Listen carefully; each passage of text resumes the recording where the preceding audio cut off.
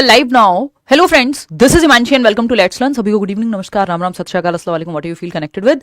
बात करें CTET versus TET का जो सुप्रीम कोर्ट का वर्डिक्ट आया है या फैसला है बेसिकली कि जजमेंट है कि जिसमें बात हुई है कि ऐसे नहीं कर सकते आप, यानी झारखंड टेट और सीटेट के रिगार्डिंग. तो ये बाकी स्टेट्स के लिए भी इंपॉर्टेंट है एक चीज़ कि जहाँ सीटेट चल सकता है वहाँ टेट की जरूरत नहीं है क्या, या स्टेट टेट अगर नहीं भी आपके पास तो हम ज़्यादातर जगह पे सी टेट को यूज़ कर लेते थे. यूपी में भी होता है, बाकी जगहों पे भी होता था, हरियाणा में भी पहले हुआ करता था.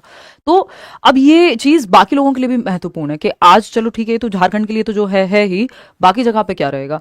तो एक तो यहाँ पे इन्होंने सिंपली कहा है, बार बार कहा है पूरे जजमेंट में, ये जो 54 पेजेस का जजमेंट है, कि बात ऐसी है, चलते गेम के बीच से ऐसे भागा नहीं जा सकता कि नहीं नहीं हम तो गेम का रूल चेंज कर देंगे. तो गेम्स ऑफ द रूल जो है, रूल्स ऑफ द गेम जो है, उल्टा बोल दिया, रूल्स ऑफ द गेम जो है ऐसे मिडवे नहीं चेंज कर सकते आप कि जब आपका गेम चल रहा हो और बीच में आप नियम बदल दें, रिक्रूटमेंट प्रोसेस शुरू करके तब रूल्स को नहीं बदला जा सकता. ऐसी सी बात सुप्रीम कोर्ट ने यहाँ पे कही है. जबकि झारखंड हाई कोर्ट ने, जब शुरुआत में ये बिल्कुल नोटिफिकेशन आया तो बात ये हुई थी कि झारखंड टेट क्लैरिटी नहीं थी बेसिकली, ये कह सकते हैं. और वहाँ पे फिर हाई कोर्ट में गए लोग और उन्होंने कहा कि सीटेट वालों को भी अलाउ करो. झारखंड टेट तो हुए जमाने हो गए, लास्ट टाइम झारखंड टेट हुआ था 2016 में, है ना, और अभी 25 में बैठे हुए हैं हम लोग, तो ऑलमोस्ट 10 साल हो गए, 9 साल की बात हो गई. तो अभी सीटेट वालों को भी अलाउ किया जाना चाहिए, जो कि आरटीई में लिखा भी हुआ है कि हाँ, जहां पे आप चाहें सीटेट को भी अलाउ कर सकते हैं.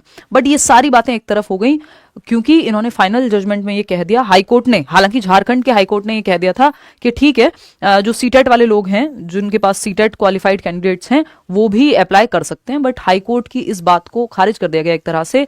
और उसके बाद एक चीज निकल करके आई है सुप्रीम कोर्ट में, ये जो आज ही फाइनल जजमेंट आया. कल मैंने इस पर बात इसीलिए नहीं की थी क्योंकि फाइनल डॉक्यूमेंट नहीं था अपने पास, कि आप मिडवे रूल्स को चेंज नहीं कर सकते. और ये भी इसमें कहा गया है कि इनफ कैंडिडेट्स हैं झारखंड में ऑलरेडी ही जिनके पास जेटेट का सर्टिफिकेट है, तो उनको ये पेपर देने दिया जाना चाहिए. दूसरा, क्योंकि जब रिक्रूटमेंट आ चुका है तो बहुत सारे लोग ये आने के बाद भी कि नहीं अब सीटेट वाले भी भर सकते हैं, नहीं भर पाएंगे. उनको ये लगेगा, इस बिलीफ में लिखा हुआ है इस भाषा में, कि इस बिलीफ में वो फॉर्म नहीं भरेंगे कि नहीं हम शायद इसके लिए एप्लीकेबल ही नहीं है, एलिजिबल ही नहीं है. तो वो वैसे भी राइट ऑफ इक्वल अपॉर्चुनिटीज की बात वहां पे नहीं हो पाएगी, तो इसलिए भी वो बात नहीं है. तो 50 तरह की बातें करके एकदम जो लीगल लैंग्वेज है उसमें कुल मिलाकर के 2-3 चीजें हमारे हाथ में है यहाँ पे. कि एक तो इन्होंने कहा कि जब आपको पता हो कि आपके यहाँ या तो सीटेट हो, जो स्टेट टेट है वो कंडक्ट नहीं करा पाए हो आप, या हुआ ही नहीं है, तब ये वाला रूल एप्लीकेबल था. नहीं तो स्टेट के हाथ में ये अथॉरिटी नहीं बचती, या फिर शुरू से ही आपके हाथ में ऑप्शन होता है कि आपको अपने स्टेट का अलाउ करना है या फिर दूसरे स्टेट का भी लेकर के चलना है, टेट एग्जाम जो है. तो यहाँ पे कुल मिलाकर के बात जो है बहुत कंफ्यूजिंग हो गई क्योंकि रूल्स ऐसे हैं, आरटीई में भी कई प्रकार की बातें हैं, तभी इतना बड़ा जजमेंट आता है. बट अभी हमारे हाथ में कोई खास है नहीं, चीजें सिंपल इन्होंने कहा है. और दो चीजें इन्होंने यहाँ पे कही कि एक तो जो स्टेट ऑफ झारखंड है वहां पे इनफ कैंडिडेट्स हैं जिनके पास जेटेट है, तो जरूरत नहीं है सीटेट वालों को अलाउ करने की. दूसरा, जो स्टेट ऑफ झारखंड है उन्होंने कहा कि हम तो करवाना चाहते हैं जी जो जेटेट है, हमें कोई दिक्कत नहीं है, हमने नहीं रोका हुआ, हम इनकैपेबल नहीं है कि उसको नहीं करा पाएंगे जेटेट को, बस कोविड के चक्कर में नहीं करा पाए और उससे पहले फिर नए रूल्स आ गए, हम तो सीटेट के स्टैंडर्ड को मेंटेन करने के चक्कर में हम तो प्लानिंग करते रह गए जी और हो नहीं पाया.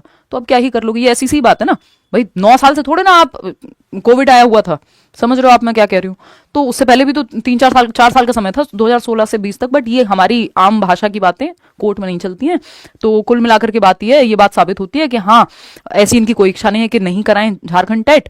तो कुल मिलाकर के बात ये आ गई, जो फाइनल वर्डिक्ट है, जो हाई कोर्ट ने झारखंड में कहा कि ठीक है सीटेट वालों को भी अलाउ कर दो, जिन्होंने बाद में अलाउ किया उनको नहीं माना जाएगा. तो वी मेक इट क्लियर, और आगे के लिए भी हमारे लिए ये बात क्लियर हो गई कि किन चीजों का ध्यान रखना है. We make it clear that, ये जजमेंट है final, we make it clear that CTET holders और STET holders who have applied after the judgment of the high court, जो हाई कोर्ट ने जजमेंट दिया था कि ठीक है सीटेट वालों को अलाउ कर दो, आप उनको देने दो एग्जाम, और after amendment in the rules और एडवर्टीजमेंट, ये जो नियमों में परिवर्तन किया गया हाई कोर्ट के द्वारा, जिन भी लोगों ने इन परिवर्तनों के बाद, लोग हाई कोर्ट में गए ना जब उसमें क्लैरिटी नहीं थी कि सीटेट वाले दे सकते हैं या नहीं, तो हाई कोर्ट ने कहा दे सकते हैं. फिर अब हाई कोर्ट ने जब कह दिया उसके बाद जितने भी लोगों ने अप्लाई किया है वो मानने ही नहीं है, ये सुप्रीम कोर्ट ने कह दी ये बात. तो advertisement would not be eligible for the recruitment in furtherance to the advertisement number 1323, जिसमें बात हुई थी कि इनको अलाउ किया जाएगा। तो सिंपल बात यह है कुल मिलाकर के कि झारखंड में सीटेट वालों को अलाउ नहीं किया जाएगा, उनके पास इनफ कैंडिडेट्स हैं।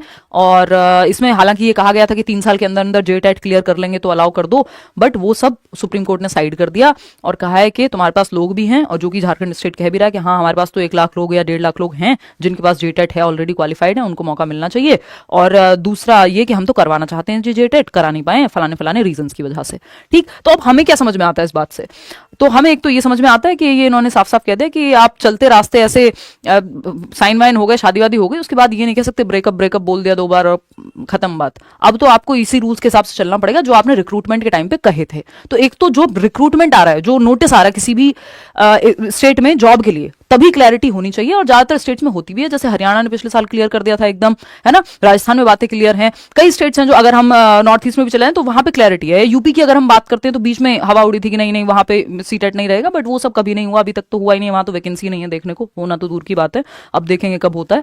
तो अगर हम बात करते हैं उसकी, तो यूपी में अब तक जो रहा है उसमें यही है कि यूपी टेट और सीटेट दोनों एलिजिबल होते हैं।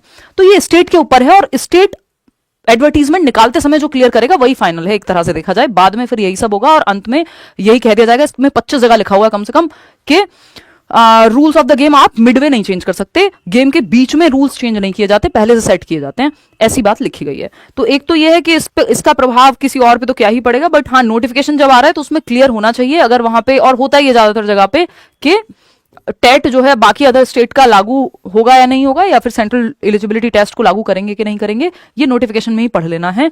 और ज्यादातर स्टेट में ये चीज क्लियर है, बाद में चेंज करने पे फिर ऐसा ही तमाशा होगा और अंत में कुछ हाथ में आना नहीं है। तो एक तो ये चीज है।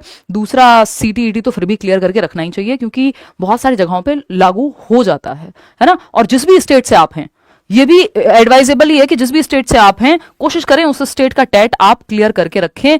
कब रूल्स चेंज हो क्या हो तो एटलीस्ट आपके पास वो होगा, तो उसका फायदा ही है, नुकसान कुछ नहीं है। और अब तो लाइफ लॉन्ग हो गई है वैलिडिटी जो है, आपको ये भी नहीं है कि हर 7 साल में फिर से टेट देना है, यूपी टेट है या कोई भी, अब तो सब लाइफ लॉन्ग है। जीवन में एक बार दीजिए और साइड में बैठ जाइए क्वालिफाई करके, है ना। इतनी सी बात है। 82 नंबर वाली बात पे फिर आएंगे, है ना, उस पर अलग से बात करेंगे। तो कुल मिला के बात ये है कि जिन लोगों ने जेटेट किया हुआ था बस वही यहाँ पे माने जाएंगे। और ये जो सीटेट को, हालांकि ये नॉर्म के हिसाब से रूल्स हैं जहां पे सेंट्रल और स्टेट गवर्नमेंट तय कर सकती है। आरटीई ने जब 2011 में इसको लेकर के आए, 2010 में जब आरटीई लागू हुआ, उसके बाद फिर 2011 में टेट आया, और एनसीटीई के पास ये सारी कहानियां, पूरी कहानियां उन्होंने लिखी हुई हैं, वो सब आपके काम की उतनी है नहीं।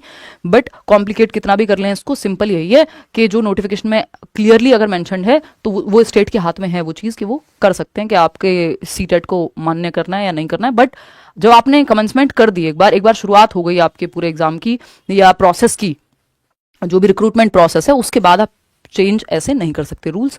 तो झारखंड में तो सीटेट वालों को नहीं माना जाएगा एलिजिबल, और बाकी स्टेट में जब नोटिफिकेशन आ रहा है तो वहाँ क्लैरिटी होती है, बाकी कहीं इस तरह का मामला ज़्यादा फंसता नहीं है। तो ये एक बात है।